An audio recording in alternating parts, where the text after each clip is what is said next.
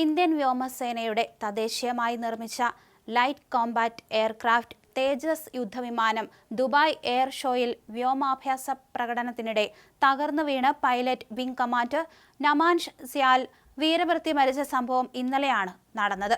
Indian പോർ വിമാനങ്ങളുടെ കയറ്റുമതി സാധ്യതകൾ ലോകത്തിനു മുന്നിൽ പ്രദർശിപ്പിക്കാനുള്ള ഇന്ത്യയുടെ ശ്രമങ്ങൾക്ക് കനത്ത തിരിച്ചടി തന്നെയാണ് ഈ ദുരന്തം.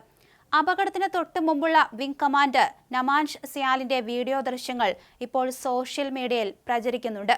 ഇന്ത്യൻ പ്രതിരോധ സഹമന്ത്രി Sanjay Seth, UAE Indian ambassador Deepak Mittal എന്നിവരുൾപ്പെടെയുള്ളവരോടൊപ്പം അദ്ദേഹം ചിരിച്ചുകൊണ്ട് ഗ്രൂപ്പ് ഫോട്ടോയ്ക്ക് പോസ്റ്റ് ചെയ്യുന്ന ദൃശ്യങ്ങളാണ് പുറത്തുവന്നത്.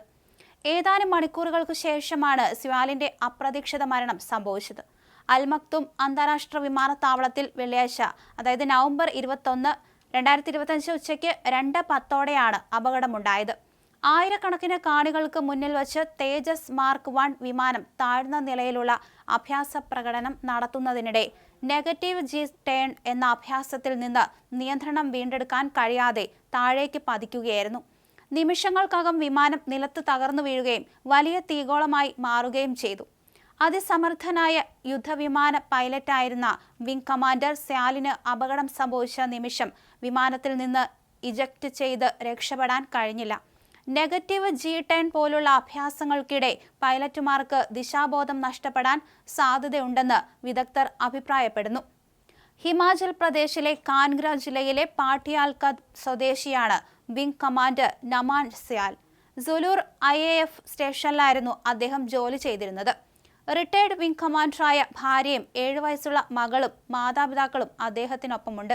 മകന്റെ പ്രകടനം യൂട്യൂബിൽ കാണാനായി തിരയുന്നതിനിടയിലാണ് പിതാവ് ജഗന്നാഥ് സിയാലിന് അപകട വിവരം സംഭവിച്ചുവെന്നറിഞ്ഞത്.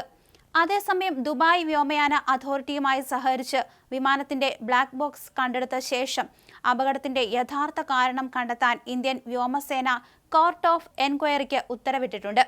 എൻജിൻ തകരാറോ നിർണായക സമയത്തെ നിയന്ത്രണ സംവിധാനത്തിലെ പാളിച്ചകളോ ആകാം അപകടത്തിലേക്ക് നയിച്ചതെന്നാണ് പ്രാഥമികമായ നിഗമനങ്ങൾ.